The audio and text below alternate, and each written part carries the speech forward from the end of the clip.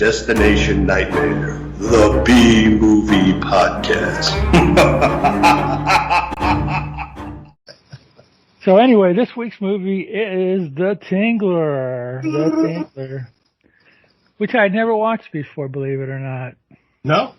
No, I haven't, but I never watched it. It was pretty cool. I remember seeing this a couple of times on TV.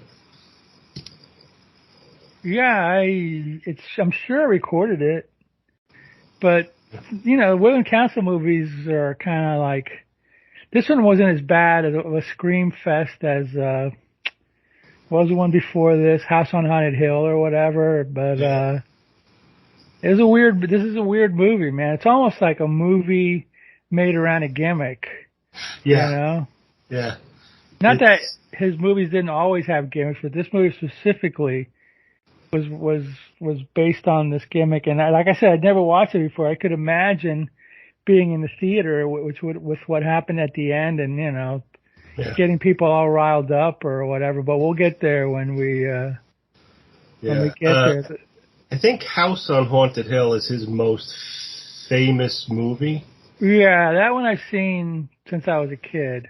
Yeah. I remember Mr. Sardonicus, the guy with the man with that horrible grin or whatever on his face. I remember that. Yeah. I remember House on Haunted Hill. There was other ones, I think. What was the other ones that I remember? You did Macabre? Was that it? I never saw that. Yeah, that's another one. Homicidal, which I never saw. But there was another one called, I think he was involved with I Saw What You Did or something like that, about some guy who murders his wife and two girls are just screwing around on the phone, messing with people, and they actually call him after the murder and they say, I saw what you did. And like the guy trying to track him down to kill him. I did see that one. Right. He did 13 Ghosts. Never saw. Yes, I did see that. Yeah, I did see that. Homicidal. Homicidal, yeah. Zotz, which I saw. I never saw. That was a goofy comedy thing where Tom Poston finds his magic amulet or coin or whatever, and you know, he can like freeze time or stop people or kill people, whatever, you know. So. And I know he produced Rosemary's Baby, which is not a cheeseball movie like these are. I think he did one of his last movies was something called Bug. Yeah, Bug. Which was pretty bad. Yeah, he had an insurance on the cockroach. And he also did Straight Jacket. With Joan Crawford, yeah. And was he involved with something called The Night Walker, too? With Barbara Stanwyck? I don't know. I don't see anything on his page. I thought he was involved with The Night Walker. I mean, his movies are famous, you know. He was kind of like the low budget, trying to be Alfred Hitchcock. Right. You know. He influenced, what's that goofball, John Waters or whatever. He influenced him into making shocking movies. Yeah. But John Waters, of course, not just did shocking movies, he did disgusting movies. For a while, anyway. Yeah, he did The Night Walker, too.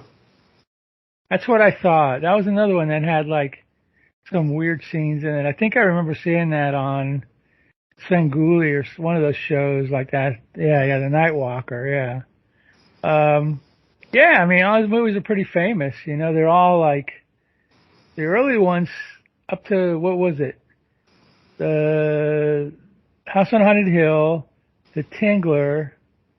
Those were with Vincent Price. Let me think of other ones. What were the other ones that he did? I think he did Price in these two movies, right? And that's it? Yeah. I'm pretty sure about that. I don't think Price went. Yeah, he only did those two films with Castle. And then Price then went on to work with Corman. Corman, yeah. And then that was like, you know, the 60s. Yeah. Pretty much, you know, making Poe movies and, you know, oddball for American National Pictures or whatever. And it was like a big star. Yeah. So this is like it has to be the first movie that dealt with LSD. Yes, it is. That's what they said. It's the first movie was first major motion picture to deal with the LSD, which at the time was legal. Yeah, I read that. It was legal, yeah. I mean, there was movies like The Man with the Golden Arm that dealt with heroin use and, stuff like that, but this is like LSD, people used to, like famous people took it back then for experiments. I mean, I remember reading that Steve Allen took some. Wow. Yeah, back in the early experimental days. But I also heard, and I might be wrong on this, and if somebody out there, if you know the answer, that they were using it on prisoners too to like see if they could like fix their brains, something along those lines. It was just weird. I mean, it's science is. They wanted to use it for psychological rewiring of the brain. Yeah. And I don't know how much success they had with it. I think they had some success, but then the hippie movement came along, and then everybody and his uncle was taking it for fun, and then it became an illegal drug, and competing with alcohol. Well, it screwed up a couple of famous musicians, Syd Barrett and Brian Wilson. Yeah. And a few others too. Those are the main ones that I can remember. So, I don't know. It's not legal now, is it? I mean, I don't think it is. No, I don't think it is. But people talk about doing things like microdosing. I don't know what that is, but that's I think it's THC with marijuana or cannabis. Oh, is it? Okay. Yeah, because some places are, CBD stuff is big with, and it really works with helping with pain and stuff and sleep. What's CBD? There's two components in marijuana. One is THC. Which is the druggy part, right? Yeah, the druggy, get you high stuff. The other one's CBD, which is like it's a relaxant and a pain reliever. Oh, okay. And stuff. And then, my chiropractor gave me some that the sports people use, and it really works with calming down pain and loosening up. Oh, yeah. Okay. And I've taken stuff to help me sleep. It can get expensive, so now I switched to melatonin, which works just as good.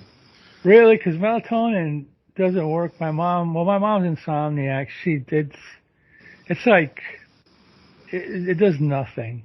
Yeah. I guess it depends on your system or whatever. I take melatonin sometimes. Yeah. But it gives me drowsy for a little while, and then I just wake up. Yeah, well, I have to sort of find out when you start to get drowsy, and then you like how long between taking it and when you get drowsy, so you can kind of take it that length of time before you go to bed. Like for me, it takes about 2 hours, so I go to bed around 10, so I try to take it about 8 o'clock. And then it helps me fall asleep. I don't always stay asleep. No. And then sometimes if I'm have insomnia, doesn't touch it. But when I've been scared, I've never had the Tingler inside of me. No, me neither. I've never felt that tingle in my spine. It's like the Tingler's it's like a lobster or something. It's like centipede. I think the guy who wrote the story, what was his name? Robb White. He was in like the Virgin Islands or something. They came up with this. Came upon this giant centipede, which they have down there. And that's a Tingler. Yeah, that's what the Tingler looks like. Which, ugh. That guy, Robb White, if I read correctly, I think he experimented with LSD, and that's part of the storyline or whatever. Yeah, it's a weird story, and most of the people, not everybody, but most of the people in this movie are jerks. Yeah. I mean, anyway, it starts off with what? William Castle warning you about You know, Tingler. Warning you about the scariness of the movie, and if you are terrified, please scream, because that would release the fear, or, you know, something.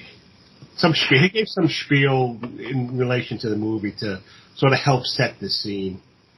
You know? Yeah, it's like in Mr. Sardonicus, supposedly. Well, no, I mean, I watched it was on TV. They had the intro where he goes like, well, at the end of this movie, we're going to give you 2 cards, one that says thumbs up and one that says thumbs down, and you decide the fate of Mr. Sardonicus. And apparently, there was only a thumbs down card. There was never a thumbs up. So yeah, everybody wanted to see him.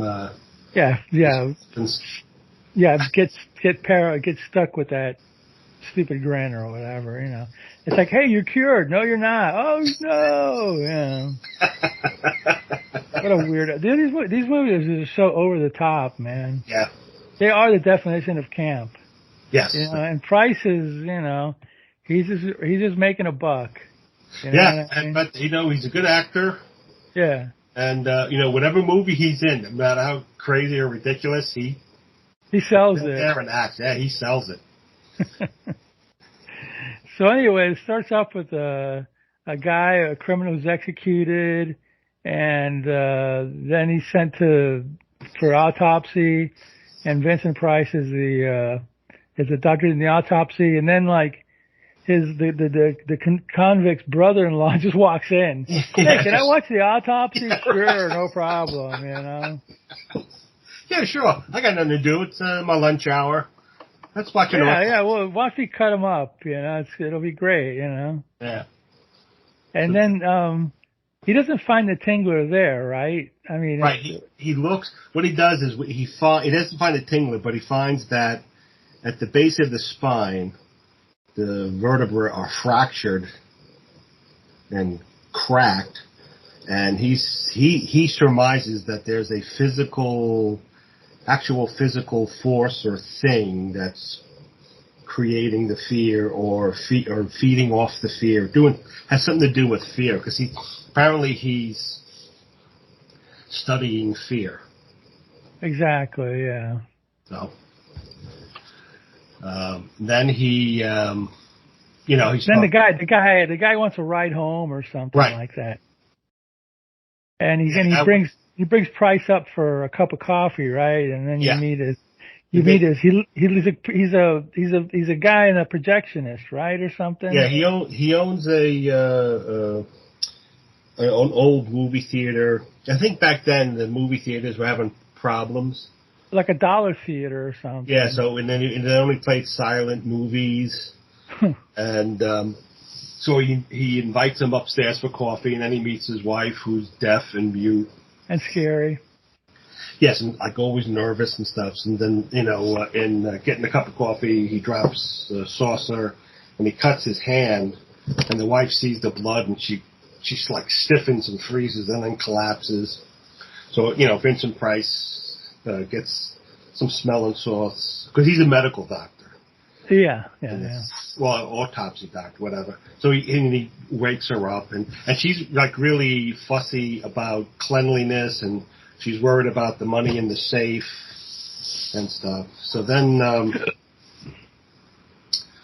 and this during the autopsy, that's when Vincent Price is talking about the physical thing, and then it's the bald guy who's who owns the movie theater. He says, "Oh, you mean that tingle in your spine?" And then Vincent Price goes, "Oh, that's a good name for it, the Tingler." So yeah, right, yeah. Right. So she passes out, and he fixes her, and then he leaves, and then Vincent Price goes home, and he meets his sister-in-law, and they're talking. Then you find out that Vincent Price is unhappily married. Well, his wife's a slut. Yes, he's a slut. She's always stepping out on him, and he doesn't really seem to care much. He does and he doesn't. Well, she said something like, "Well, you're always in the lab. You're not paying attention to me." Right. I'm like, okay. So then, his lab assistant, who's also her fiance. The sister's fiance. Yeah, the sister's fiance. Yeah, one's a nice sister, the other one's a bitchy sister, or whatever. And the in real life they were both engaged to be married. Right. And the guy who plays the fiance, that is Dwayne Hickman's real brother. Oh, really? Yeah. Dwayne Hickman, Dobie. Dobie Gillis. Dobie Gillis, yeah. So then he's up reading about LSD. Oh, and also the assistant brings him a cat or something, right? Or a cat and also a vial of LSD. Yeah. Hey, here's some pot. Here's some acid. So Price is up late at night reading about LSD, and his wife comes home, and he looks out the window and sees her kissing the guy she's with. Then she comes in, and he's acting all angry, and he takes out a gun and threatens her and takes her down into his lab and shoots her, and she's all frightened, and then she passes out. And when well, at first I thought he shot her, but at first you think he shot her and killed her. So he puts her on the table and he takes some X-rays, like 3 X-rays of her, and then she wakes up, and he realizes it was he says, "Oh, it was just a blank. I was doing an experiment." So then she gets all pissy at him and mad, and he's all happy, and so then it's like the next day, the fiance of the sister comes along, and he's, "Oh, I got some stuff to show you." So he shows him some of the X-rays he took, and in the first X-ray you see this weird little strand at the base of the woman's spine. And then in the first X-ray, second X-ray, it's bigger, and in the third X-ray, it's even bigger. So he says, there's something there, so that when people get frightened, they, there's something in there that grows, and it feeds off the fear, and then it stops when you scream. So they're all like, "Oh, that's interesting. What's going on?" So then he goes in and locks the door and takes LSD. And he's all weird and fearful. Yeah, he starts doing an acid thing or whatever. Walls are closing in, the skeletons move in, and they're outside, and they see, and they're trying to get him and help him. And then, Vincent Price is sort of getting paralyzed, and suddenly he's like, I mustn't scream, because he's trying to make this thing grow in him, I guess. I don't know. So he ends up screaming. And that's, the fiance and the sister-in-law, they come in, they help him up, and he goes, "Oh, I screamed, didn't I? Oh." So then he goes back to I don't know if he get a phone. Oh, he gets a phone call, and he says that his wife, the movie theater guy, gives him a phone call. Says, "My wife is,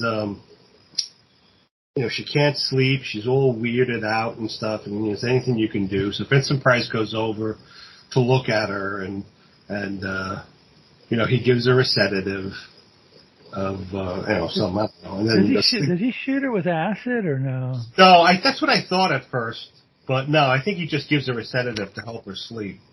And then in the meantime, the husband supposedly goes and gets a beer and stuff. So what actually happens is, she wakes up from the shot, and suddenly the window closes by itself, and then the rocking chair starts moving.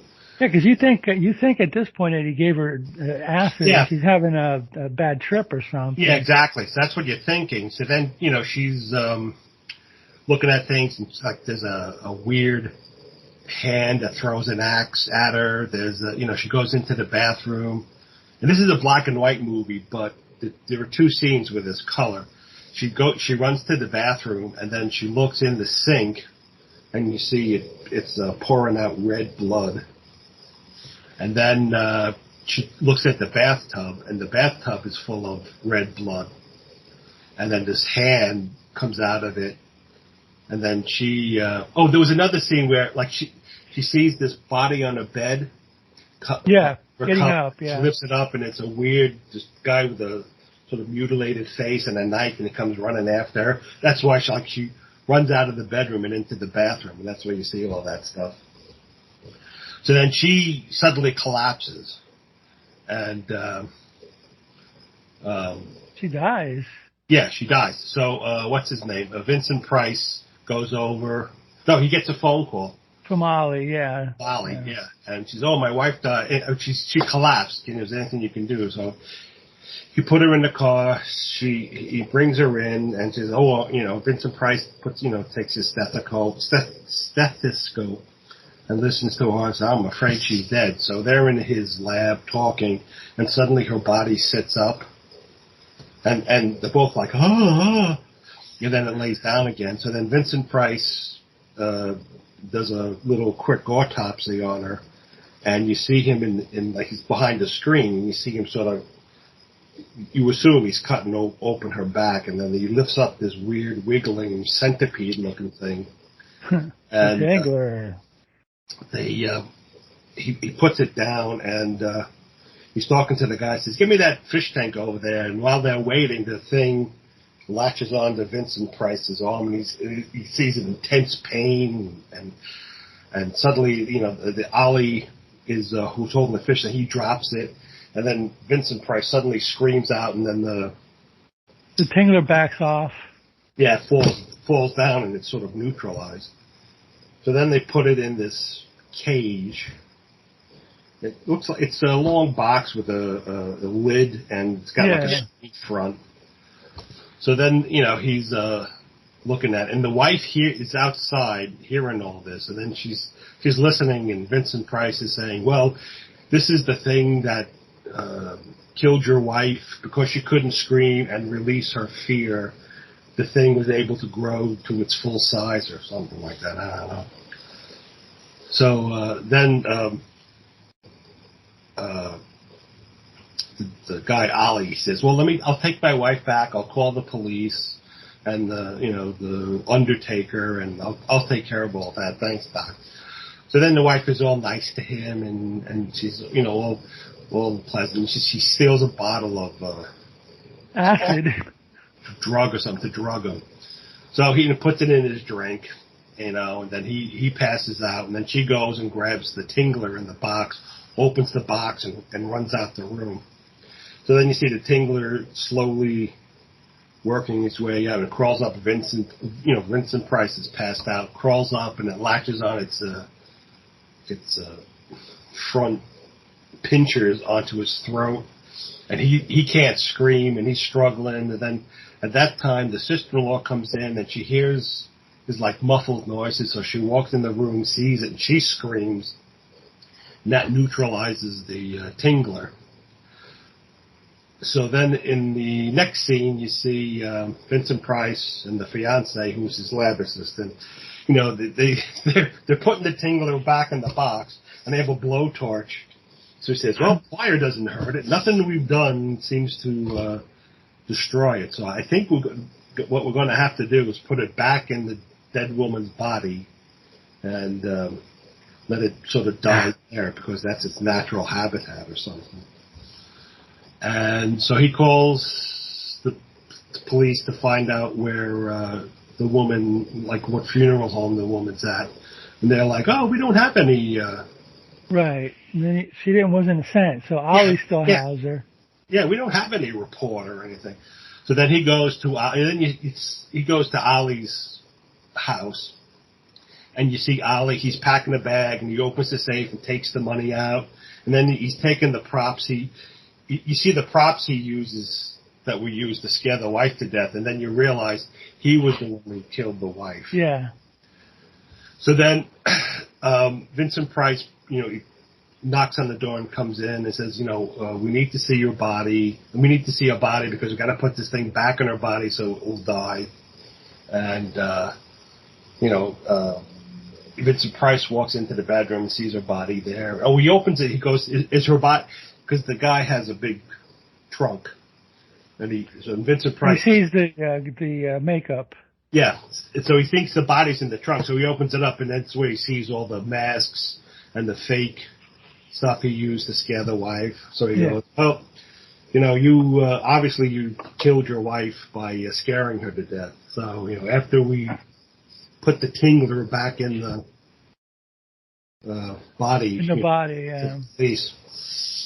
And the guy's like, yes, but, I only did it because she would have killed me and blah, he's trying to make all these excuses. So Vincent Price, gets the body ready. And then he goes out into the living room to get the Tingler.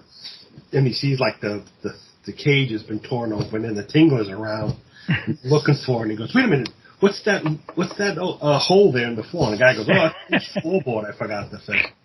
So apparently the Tingler jumped in the crawled out theater. of the cage, down the floorboard, into the movie theater. So now you're watching the movie. To the movie theater, and there's some girl, and some guy's trying to make time with her, and so she keeps pushing him away, so she finally changes seat. And then it's showing some old silent movie of two people fighting and wrestling and stuff. And then, you see the Tingler sort of crawling down from the wall somewhere and then crawling on the floor. And everybody's engrossed in the film, watching the fighting. And, you see scenes on the movie screen of the people fighting and stuff.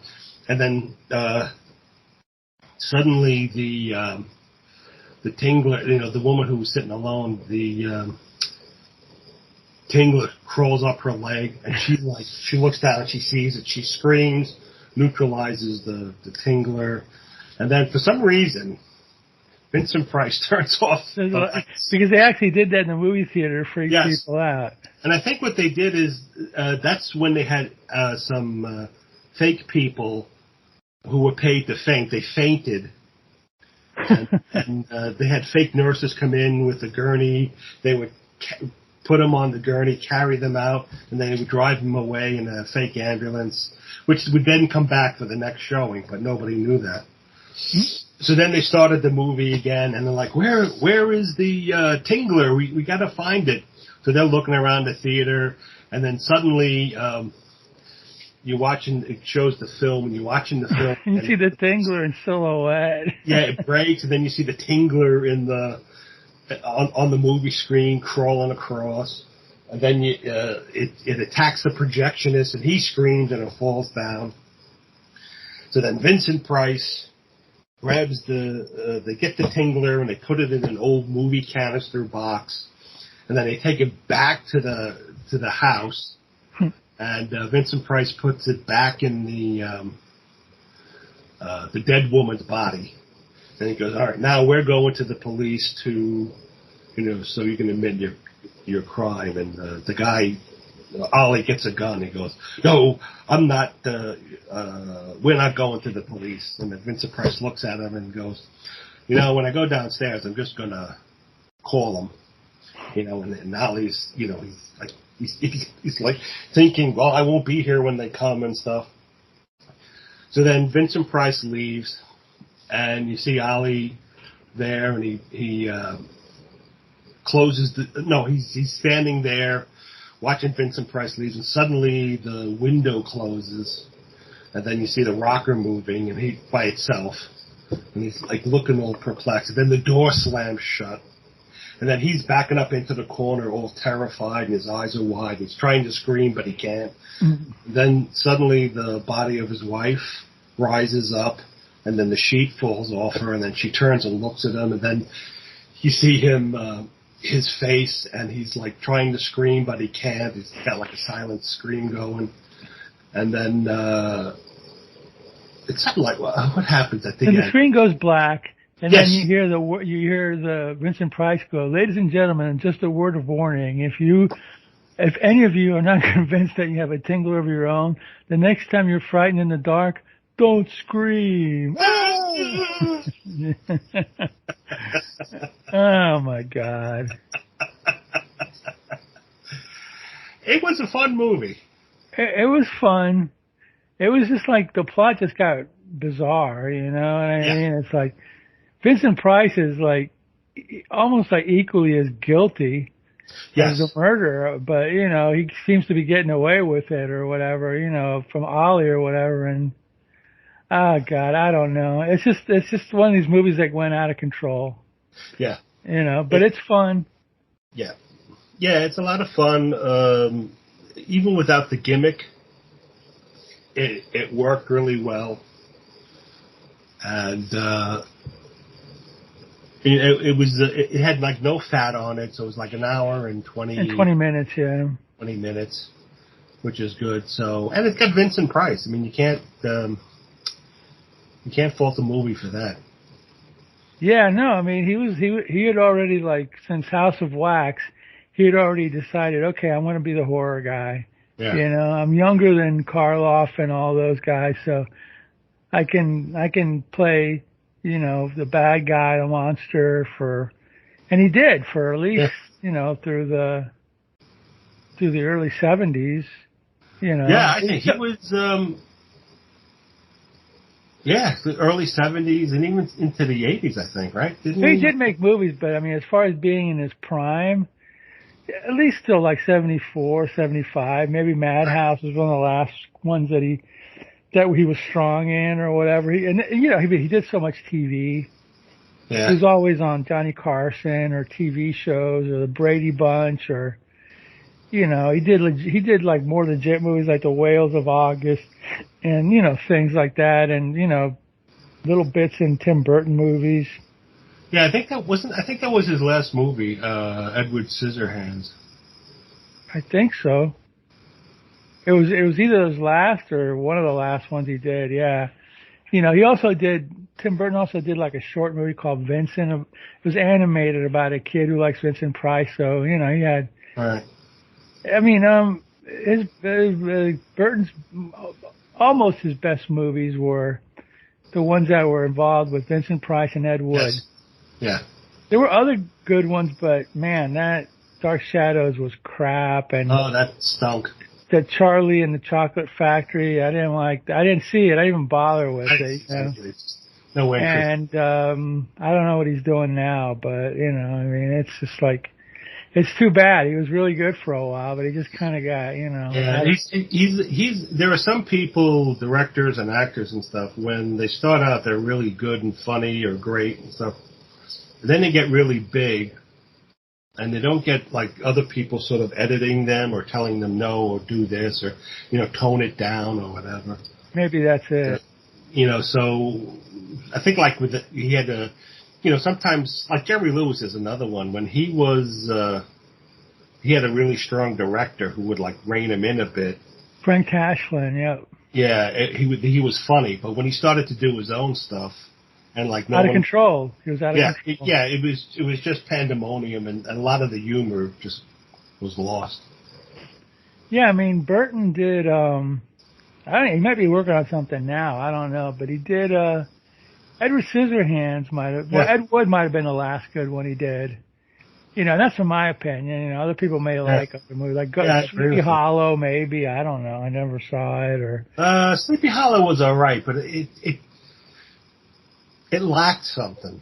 Nightmare Before Christmas was a big deal. That was a good one. That was good. So maybe he. And of course the Batman. And of course the Batman movies. That he was an unlikely choice to direct them, but he made them into big hits. So who's going to argue against it? You know what I mean? The first Batman movie. Yeah, he did the first two. Yeah, see, it was the first two were okay. And Michael Keaton was a good Batman, but it just lacked something. It wasn't like it was a little too gothic, you know what I mean? It lacked the superhero, and it was more about a guy in a. I mean, before that movie came out, Batman wasn't in he was an Iron Man, right? He wore like spandex or whatever, and he fought crime. Now it became an iron suit and, all this gothic thingamajiggery everywhere. And I mean, it looked cool and it wasn't a bad movie. I mean, whatever, I mean, I remember the time I was working at a comic shop. It basically like revived the comic industry. It brought in so much money. People were buying so much, so many Batman books or whatever. I mean, and then after that died down, the Marvel movies, and then that's like the end of comic books. But that's for another podcast. Exactly. Yeah, we could probably go on for hours. Yeah, that's a whole different. Some other people talk about that, but but those Batman movies were huge. They were just as big as the Marvel movies. Like the first 3 or 4 of them, even though the one with George Clooney wasn't that good, and the one with Val Kilmer wasn't that good either. Yeah, that's one. I remember watching part of it, and then he's driving the Batmobile down a dead end alley, and he shoots some Batamarang or something out of the car, and it lifts the front of the car up, and he's driving up the side of a building. And I'm like, what the hell is that? I mean, they did get campier. Yeah, in the spirit of the early show, but not as much fun. I don't think. And everybody can do camp very well. William Castle could do camp. Yes, he could. Vincent Price obviously do camp. Yes. And then I think they did the trilogy of Dark Knight movies with directed by Christopher Nolan and the actor from American Psycho. Christian Bale? Bale, yeah. And those are supposedly good. I never watched them. The first one was alright. Second one, I don't know. Kind of lost momentum for me. Yeah. Yeah, but at any rate, Tim Burton was an interesting choice for Batman. It was controversial. Michael Keaton was, at the time, was a controversial pick, but he did okay. Yeah, he did good. He's known as a comedian. Yeah. But he was anyway, not anymore. A lot of comedians are really good dramatic actors. It seems like it. Yeah. But at any rate, back to the movie. Back to the Tingler or whatever. Yeah, Price, God, what did he do after this? I'm trying to see if let me see if I can find his film. Did he go from this to the Edgar Allan Poe movies? I mean, this was what, 59 or something like that, the Tingler? Yeah, 59. I think he probably went to the Poe movie because the House of Usher was 1960. Yeah. So, he did House of Usher. And I think before, he was in like the 10 Commandments. Yeah, sure. In 56. Let's see here. Let me look him up. Vincent Price. Yeah.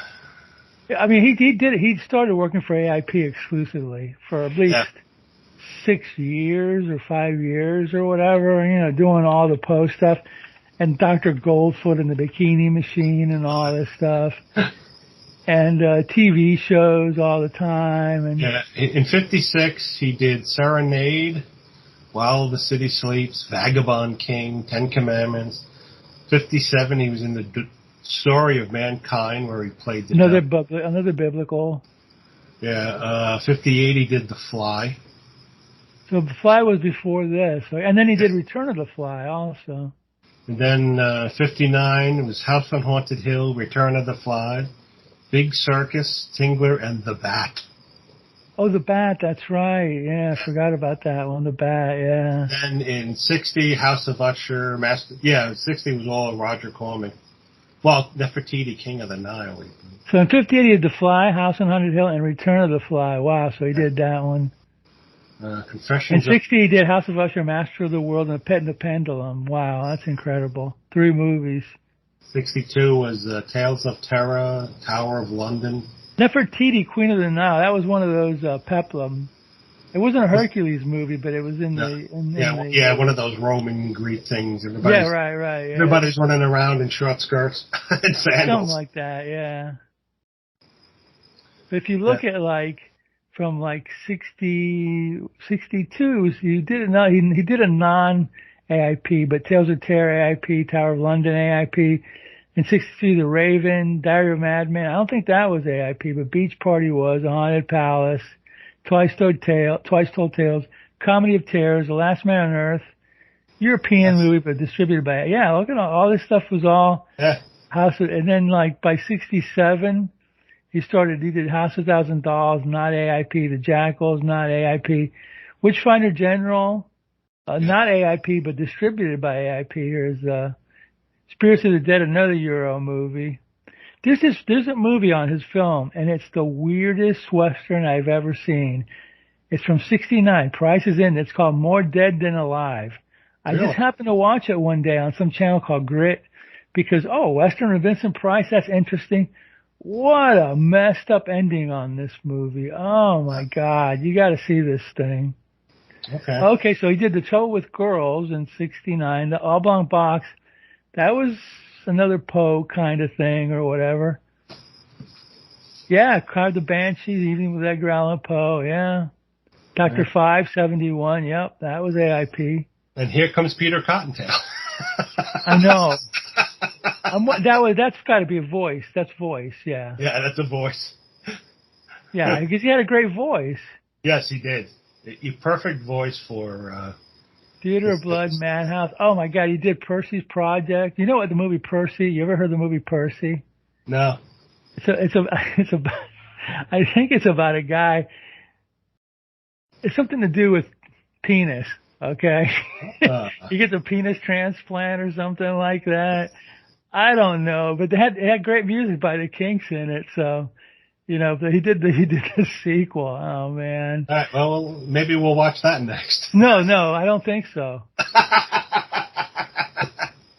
No, thank you. He did that he did that TV show with Alice Cooper, Welcome to My Nightmare. That's right.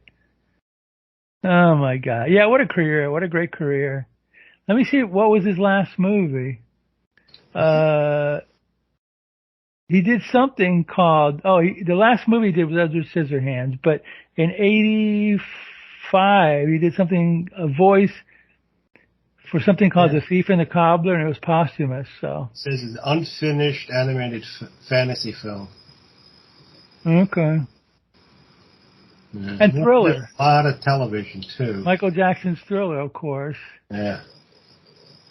Hold on. I'm telling you, I bought that album years ago, the Percy soundtrack, and it's got a drawing of some guy with a fig leaf over his, and the guy at the counter gave me a look like, and I'm like, it's the Kinks, all right? And he's like, yeah, okay. Yeah, I'm just you saw the cover of it. It's a very good record, though. The Kinks were great back then. I'm trying to find the Percy, 1967, I think it was. There's another movie called Percy. Percy, it says 1971. Is it 71? Really? 71 British comedy film directed by Ralph Thomas. The film was based on a '69 novel of the same name, featuring soundtrack by the Kinks. Yeah, that's it. Now, what was the plot of this stupid movie? Because I've never watched it. Edwin becomes the first recipient of the world's first penis transplant recipient, and receives a very large penis. Apparently, is that what it's about? And he names it. He Percy. names his new transplant Percy.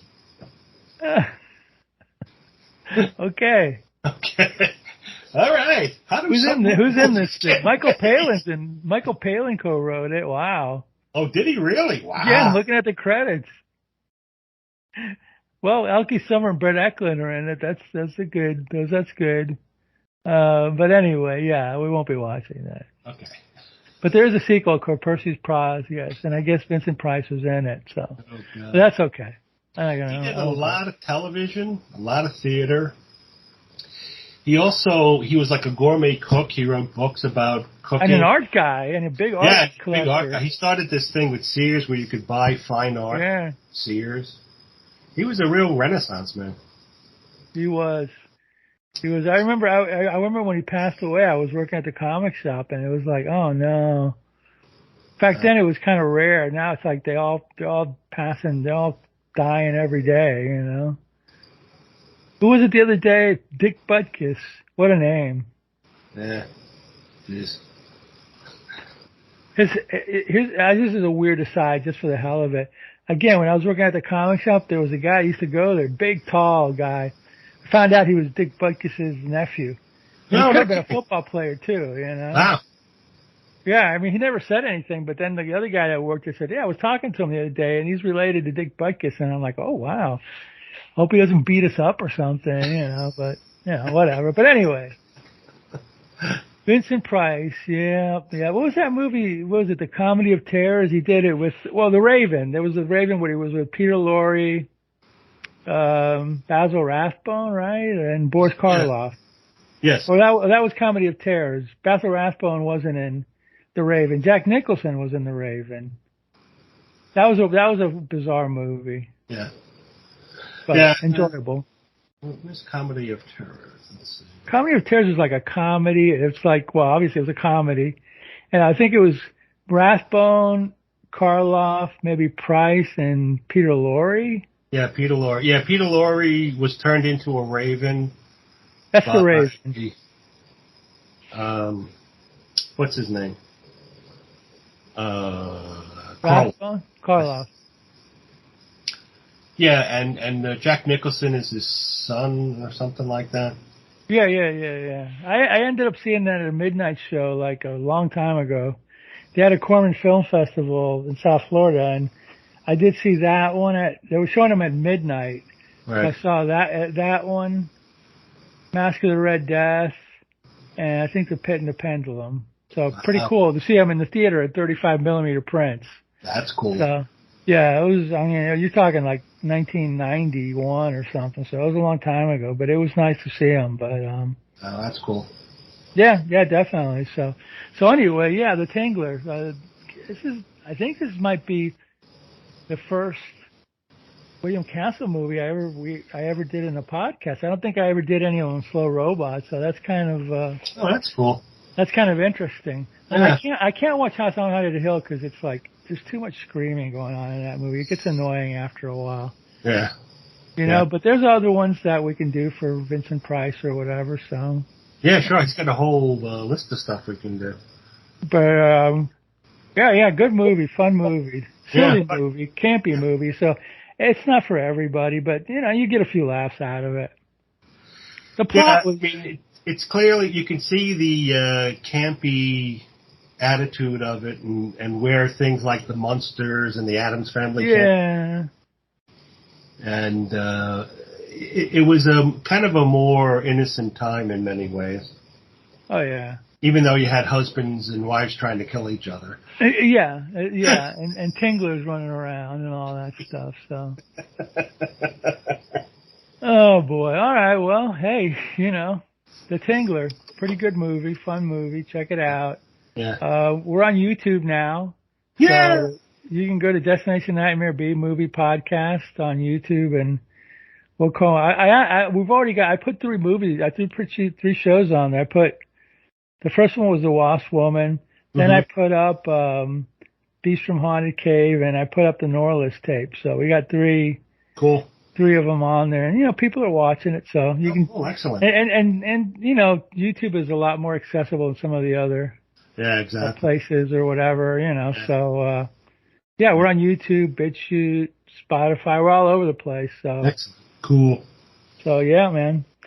So we'll be back in a couple of weeks, and we'll pick another classic movie to watch. And is there anything else? I guess that's it. That's it. So, Roddy, what should we do in the meantime? In the meantime, we want you to